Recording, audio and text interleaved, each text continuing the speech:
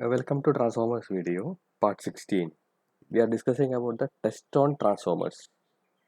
And today we are going to see the Sumner back-to-back test on Transformer. ये transformer video series में हम discuss कर रहा है ट्रांसफॉर्मर टेस्ट का बारे में और आज हम डिस्कस करेंगे बैक टू बैक टेस्ट और Sumpner back to back test on transformer. अभी कोई ट्रांसफार्मर का एफिशिएंसी फाइंड आउट करना है तो आपको क्या कर सकता है। एफिशिएंसी का इक्वेशन आपको पता है क्या है, output divided by input. So this is the efficiency equation for any system. Here we want to find out the efficiency of the transformer. अभी क्या करें उसके लिए, डायरेक्ट लोड टेस्ट कर सकता है। डायरेक्ट लोड टेस्ट का मतलब क्या है, what is direct load testing. We are having a transformer, सोचो 1 kVA का, आप 1 kVA का लोड उसमें देता है, इनपुट है, आउटपुट पूरा लोड भी दे दिया और आउटपुट में कितना मिलता है, उसके इनपुट में कितना देना है।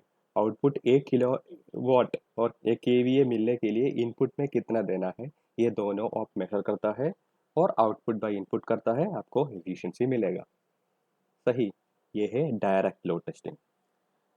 लेकिन इनडायरेक्ट लोड टेस्ट भी है। इनडायरेक्ट लोड के टेस्ट तो क्या है, डायरेक्ट फुल लोड नहीं देता है, फिर भी हमको ये कैलकुलेट कर सकता है एफिशिएंसी कितना होगा। ओके, उसके लिए कुछ तरीका है। वो तरीका है ये Sumpner back to back test method में इनडायरेक्ट लोड टेस्टिंग का एक तरीका है Sumpner back to back test method. अभी डायरेक्ट लोड करना है तो क्या प्रॉब्लम है, what do you think the problem of direct load test. क्या प्रॉब्लम है डायरेक्ट लोड टेस्ट के में। सोचो आप 1 kVA का ट्रांसफार्मर दे दिया और पावर भी आउटपुट देना है, इतना पावर खर्चा वेस्ट कर रहा है, the power is getting wasted. So if you are direct doing the direct load test for the finding out of efficiency, the power is wasted.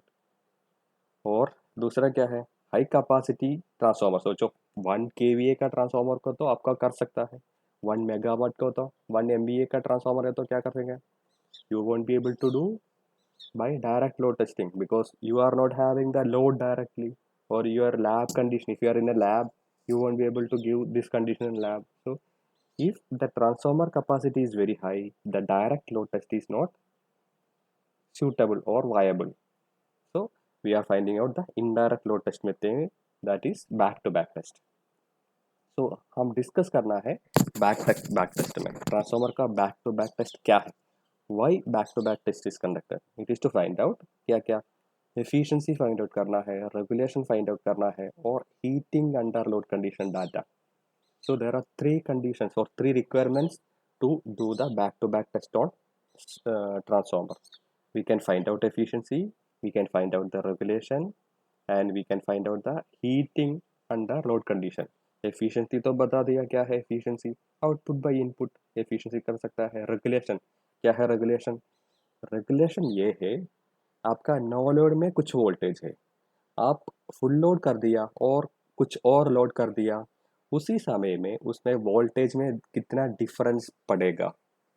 Example, we are having 230 volt as no load. If you are loading the transformer, it may go as 220. So we will be doing 230 minus 220 divided by 220, 230 like that. So it is a ratio of the change in voltage to the no load और full load voltage. So regulation क्या बताएगा, load करने के समय आपका voltage कितना change होगा, इतना ही आप समझिए। रेगुलेशन तो ये है, एक ट्रांसफार्मर में आप लोड करने के समय उसका वोल्टेज का डिफरेंस कितना होगा, उसका एक मेशर है रेगुलेशन। ये रेगुलेशन हमको बताएगा क्या, ये अच्छा मशीन है या नहीं, बुरा डिज़ाइन है। अच्छा डिज़ाइन है तो आप नो लोड में और फुल लोड में दोनों बराबर वोल्टेज मिलेगा। सोचो आपका डिज़ाइन अच्छा नहीं है तो आपको नो लोड में अच्छा वोल्टेज मिलेगा, लेकिन जब लोड दे दिया उसका वोल्टेज वेरी होगा। कुछ कंडीशन में बहुत ज़्यादा हो सकता है, कुछ कंडीशन में बहुत कम भी हो सकता है। दोनों में प्रॉब्लम है। आपके लिए क्या चाहिए, आपका लोड के लिए सेम वोल्टेज, नो लोड से फुल लोड तक आपको अच्छा वोल्टेज चाहिए, सेम वोल्टेज। उस ऐसा है तो हम बता सकता है 0% वोल्टेज रेगुलेशन। अच्छा regulation is but good regulation is 0% regulation. मतलब ये है आपका नो लोड का वोल्टेज और एट एनी लोड का वोल्टेज सेम रहेगा। ओके, तो वही रेगुलेशन रेगुलेशन भी आप फाइंड आउट कर सकता है बैक टू बैक टेस्ट से। और हीटिंग अंडर लोड कंडीशन क्या है, मतलब you are having a load, you are loading giving supply and running it for continuously। आपके पास एक ट्रांसफार्मर है, ये ट्रांसफार्मर चालू कर दिया, आप सबस्टेशन में देखा होगा कितना देर काम काम करता है, पूरा समय लाइफ टाइम काम करता है, ऑफ ही नहीं करता ना, it is continuously working. Distribution transformer आपका इंस्टीट्यूट में और रास्ता में आप देखा होगा डिस्ट्रीब्यूशन ट्रांसफार्मर, वो बंद करता है नहीं, सभी समय उसमें इनपुट वोल्टेज है, लेकिन आउटपुट लोड वेरी करता है। रेसिडेंशियल कॉमर्शियल जैसा लोड 12 बजे से रात 12 बजे चेंज करते ही रहेगा, लेकिन इनपुट पूरा समय होगा। सो इसके अंदर इसका टेम्परेचर कितना होगा वो कैलकुलेट करने का तरीका है, और उसका मेथड है heating under load condition.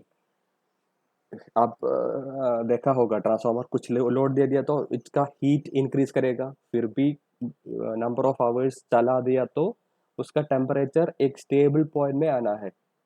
Okay, full load में कंटिन्यूसली कितना घंटे भी चले तो भी उसका टेम्परेचर ऑलमोस्ट कांस्टेंट रहना है, वो ही अच्छा डिसाइड।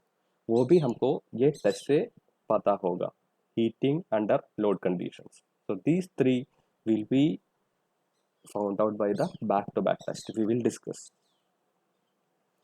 कब कर सकता है, हमारे पास एक ही तरह का दो ट्रांसफार्मर है तो सोचो आपके पास 1 kVA का एक ट्रांसफार्मर है, उसी समय ये बैक टू बैक टेस्ट नहीं कर सकता। आपको क्या चाहिए, minimum 2 transformer of same capacity, same design, same rating. Okay, वो एक डिसएडवांटेज भी है, Sumpner back to back test का एक डिसएडवांटेज है। आपको ये टेस्ट करना है तो आपको दो ट्रांसफार्मर चाहिए, वो पक्का सिमिलर होना चाहिए, it should be very similar. and how we are doing that the power drawn is only for meeting losses। what we are going to do, we are going to find out efficiency। how efficiency will be varying, it is depending on the losses। efficiency कैसे change होगा, उसके losses के अनुसार change होगा। तो ये direct loading करने के बदले में हम क्या करता है तो उसमें लॉस मेजर करेंगे, सिर्फ लॉस दे देंगे, इनपुट दे देंगे और लॉस दे देंगे। लॉस दे दिए तो क्या होगा, लॉस दे दिए तो हमको उसका टेम्परेचर मेजर कर सकता है, पूरा टेम्परेचर लॉस के वजह से आता है, ठीक है। तो टेम्परेचर हमको आसान से मेजर कर सकता है पूरा लॉस दे दिया तो। और सभी समय हमको लॉस पता है तो कोई भी लोड का एफिशिएंसी हमको कैलकुलेट कर सकता है। तो कैसे, हमको ये टेस्ट लेके उसका कोर लॉस और कॉपर लॉस पता चलेगा, और कोर लॉस और कॉपर लॉस जब सभी हमको पता है उससे हमको एफिशिएंसी फाइंड आउट कर सकता है। So by the back to back test in the transformers we will be having two results, one is copper loss and the second is core loss।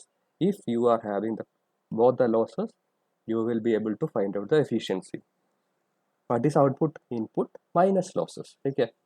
Output तो क्या है, इनपुट से loss minus किया तो output मिलेगा।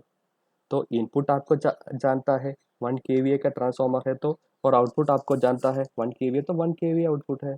उससे load ये losses भी ऐड किए तो आपको इनपुट भी मिलेगा। तो एफिशिएंसी कैसे कैलकुलेट करेंगे, आउटपुट डिवाइडेड बाय इनपुट के बदले में आप बताएंगे output divided bye output plus losses. Yes, उसी जगह इसी तरह हम एफिशिएंसी भी फाइंड आउट करेंगे। So we are going to discuss like this. We are going to find out the efficiency, regulation, and heating load condition. The only disadvantage is should be having two similar transformers. And in this condition, we will be doing the copper loss measurement and core loss measurement. And under any load condition, we will be able to find out the efficiency। We are just giving only loss part only। Transformer का efficiency जैसा है 90 से आगे है, 90 से 90% से आगे है उसका efficiency। ओके, तो हमको बहुत कम पावर ही देना चाहिए एफिशिएंसी फाइंड करने लिए। 90% से ज़्यादा होगा, बहुत अच्छा ट्रांसफार्मर है तो 98% तक आता है, तो आपको बहुत कम पावर देने का ज़रूरत है. We are only giving very less power to do this test. Now you are going to see the Sumner back-to-back test circuit diagram. We will detailedly telling this thing. You will be seeing two transformer identical. This is the first thing. There are two transformers which are identical like this. Okay. So, and they are given input in parallel connection. So this is the input from parallel supply. So common bus bar. So what you are seeing, you are having two transformers and it is getting input supply from a common bus bar. So this is the common bus bar. Which is the common bus bar? I am showing this area. This is the common bus bar. Okay, and what is the input supply? There is a voltmeter, there is a wattmeter inside this. Okay, yes, that is the first setup. And in this area you will be able to see a auxiliary transformer T. It's a variable transformer. Physically it is not a two winding transformer, but consider it is a variable auto transformer. This can be a variable auto transformer. Okay, and we are having an ammeter here, we are having a wattmeter here, and a switch here in this section. Okay, so the primary, or in the one side there is a input power supply and the outputs are here, output, and the output is open. आपको देख सकता है output open है, ये switch तो open किया है और आप देख सकता है ये दोनों का output windings like this. What is important is, अभी the important thing I am going to tell, this polarity is such a way that it is in the opposition. It will be in opposition. This will be connected such a way that the polarity will be opposing each other. What does it mean? अभी सोचो ये polarity दोनों oppose करता है, ये दोनों identical transformer है, पहला ट्रांसफार्मर और दूसरा transformer, both transformers are very identical. The output voltages will be same. Output voltage will be same. When output voltages are same and opposite, if the output voltage is same and opposite, okay, what happens? Now let us see. I am closing this switch also. I am closing this switch. Okay, ये switch close कर दिए तो अभी क्या होगा? ये switch close कर दिए तो अभी क्या होगा? अभी ये साइड में कोई करंट नहीं आएगा, इधर से वोल्टेज आता है, लेकिन इसी साइड कोई वोल्टेज के कारण ये करंट नहीं आएगा स्विच क्लोज किए तो भी. क्यों? क्योंकि ये दोनों वोल्टेज इक्वल एंड ऑपोजिट है. उसका पोलैरिटी ऐसा कनेक्ट किया है, ये दोनों ऑपोजिट रहेगा, उसके वजह से कोई करंट फ्लो नहीं होगा. जैसे हमारा पोलैरिटी टेस्ट में आप वोल्टमीटर रीडिंग 0 बताया था, ठीक है, आपको याद होगा पोलैरिटी टेस्ट.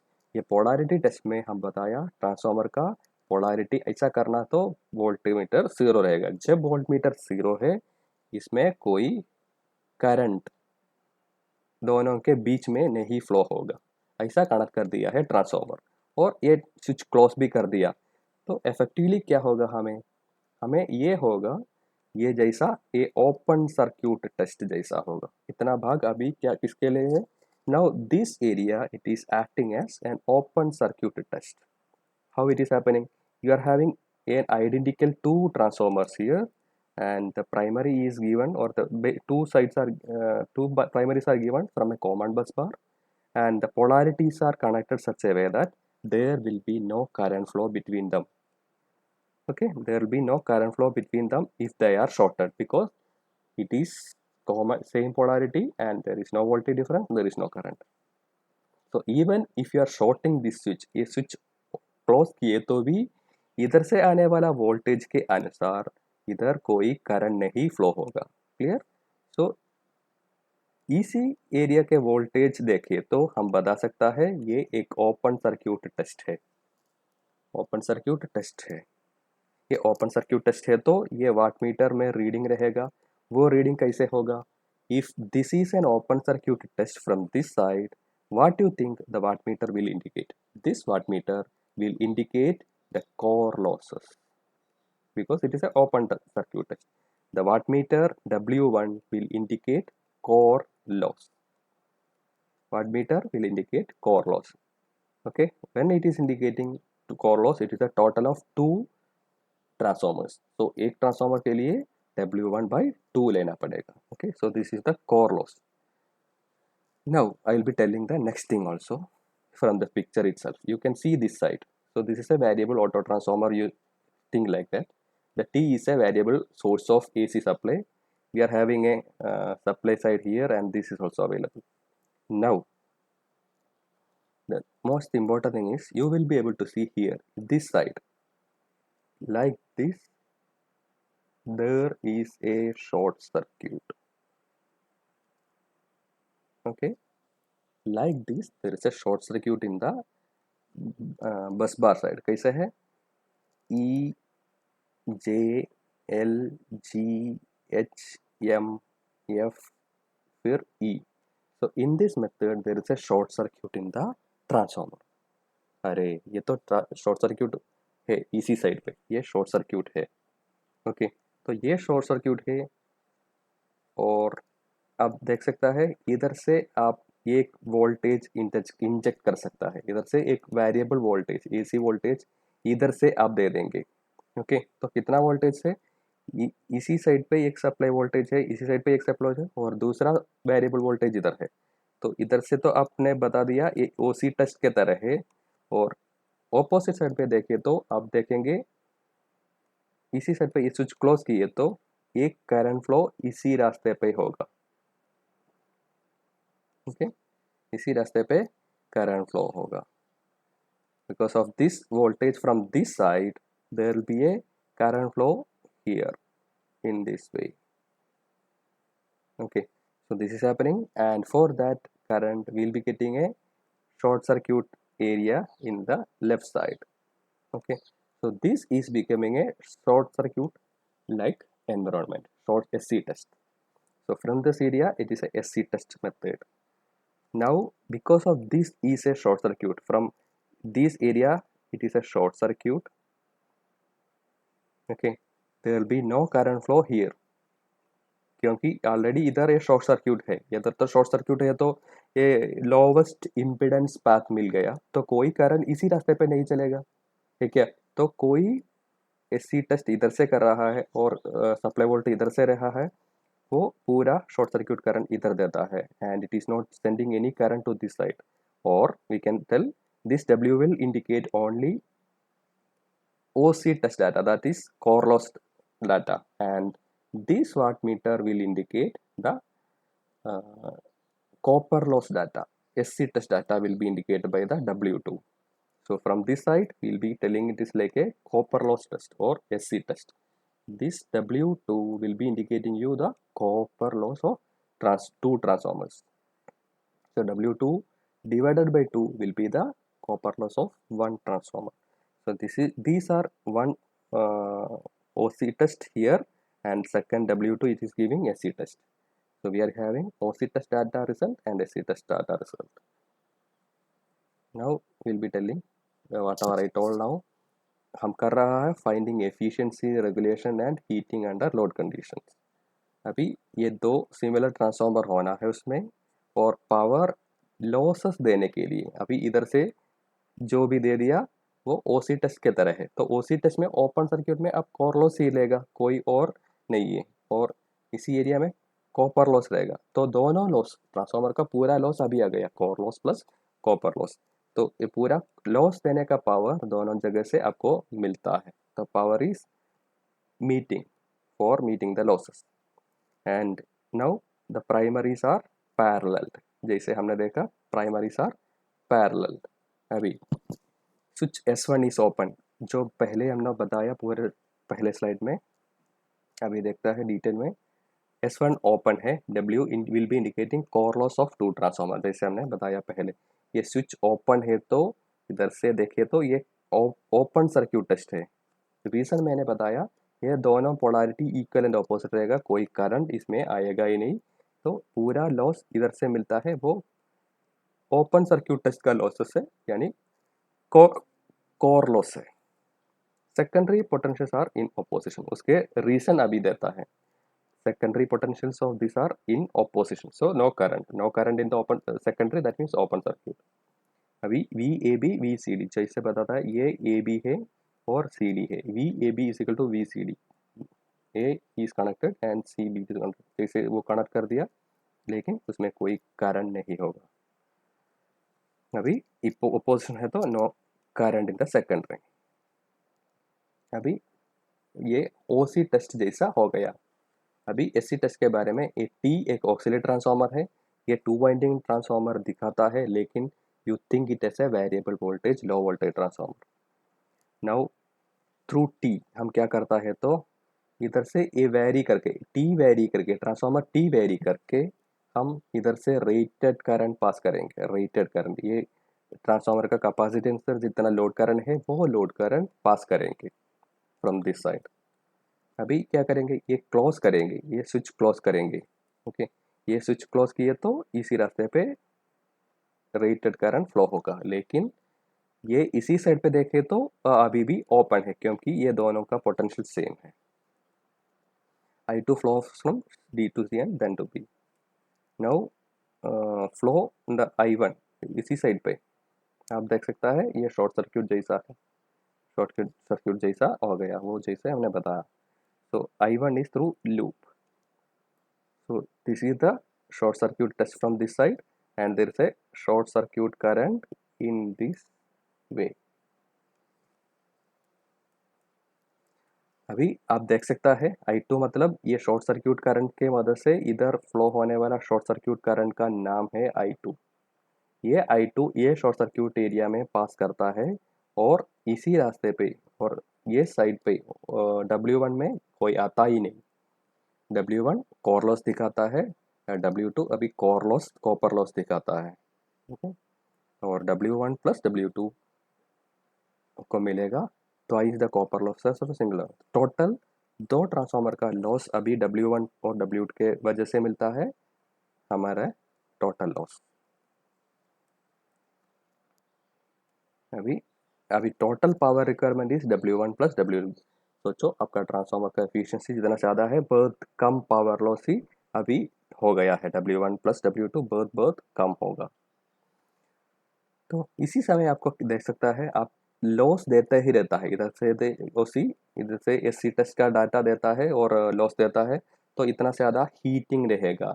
जब लॉस होता है उसमें हीटिंग होगा, वो हीटिंग टेम्परेचर राइज करेगा, और टेम्परेचर राइज कैरेक्टरिस्टिक्स हमको फाइंड आउट कर सकता है। टेम्परेचर राइज तो मतलब ये है, आपके पास ट्रांसफार्मर है, वो चालू कर दिया, वो चालू कर दिया तो कुछ देर तक इंक्रीज करते ही रहेगा टेम्परेचर, बस सारा टेम्परेचर टाइम हो गया तो उसका टेम्परेचर ऑलमोस्ट कांस्टेंट रहेगा, वो है उसका टेम्परेचर राइज कैरेक्टरिस्टिक्स। हम इसमें क्या क्या करेगा, ये दोनों ट्रांसफार्मर में थर्मोकपल इंस्टॉल करेगा, टेम्परेचर सेंसर इंस्टॉल करेगा, और शुरू करने से और आगे आगे धीरे धीरे पूरा टेम्परेचर मेजर करेगा, और वो ग्राफ प्लॉट करेगा, वो टेम्परेचर राइज कैरेक्टरिस्टिक्स मानता है। अभी ये पूरा एफिशिएंसी फाइंड आउट करने के लिए हम नो लोड और फुल लोडिंग नहीं चाहिए। अभी क्या है हमारा आवश्यकता, we have to find out efficiency है क्या। एफिशिएंसी फाइंड आउट करने के लिए फुल लोड और डायरेक्ट लोड फुल्ली देने की आवश्यकता ही नहीं है। वो एफिशिएंसी और टेम्परेचर्स के लिए सिर्फ लॉसेस ही देना है। ओके, अभी टेम्परेचर स्कैर्स के ग्राफ अभी देख सकता है, temperature rise characters like this. Temperature it is the time देखिए तो इंक्रीज करता ही रहता है, लेकिन फाइनल टेम्परेचर ऑलमोस्ट कांस्टेंट रहेगा, कुछ देर के बाद इधर कांस्टेंट रहता है उसके बाद। ओके, स्मॉल वेरिएशन सी होगा। ये ग्राफ को बताता है टेम्परेचर कैरेक्टरिस्टिक्स। ये Sumpner back to back test से वजह से ट्रांसफार्मर का टेम्परेचर कैरेक्टरिस्टिक्स हमको दे सकता है। अभी आपको एफिशिएंसी कैलकुलेट कर सकता है, आपके पास आउटपुट है, इनपुट फाइंड आउट करने के लिए output plus losses find out करके एफिशिएंसी कर सकता है, और ये कैलकुलेट कर सकता है उसका रेगुलेशन और टेम्परेचर राइज कैरेक्टरिस्टिक्स।